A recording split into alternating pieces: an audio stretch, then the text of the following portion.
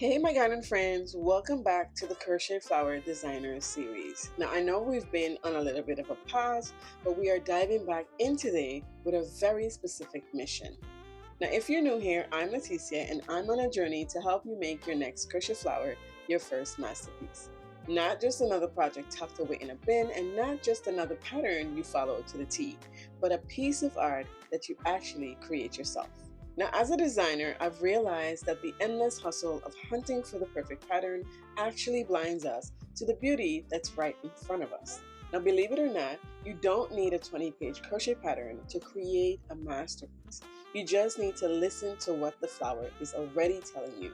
The flower has already written the instructions for you. Now, with that said, our mission today is to shift from pattern followers to botanical designers, and to make this successful, you'll need to know exactly how to read a real flower for crochet design. Let's dive in.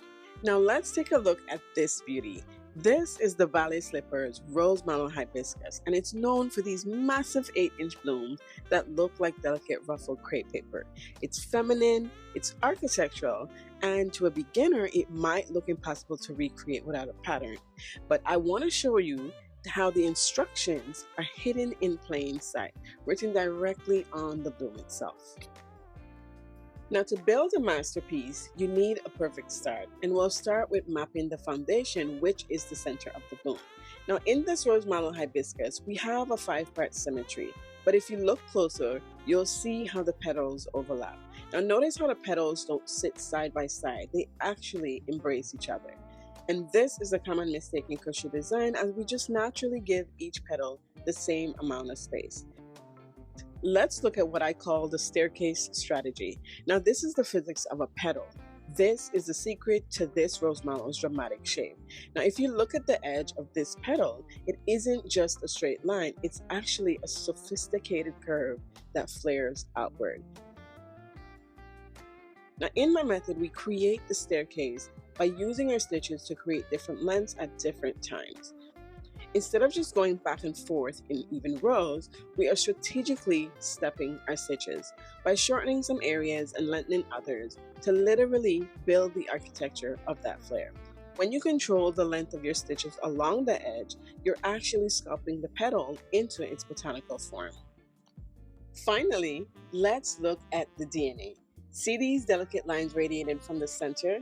They give the flower its life and its movement, and in my method, DNA stands for Dimensional Natural Anatomy. Now, most people might try to embroider these details on at the end, but this is what I call hustle work, and it rarely looks natural. So we want to create that anatomy into the petal as we go.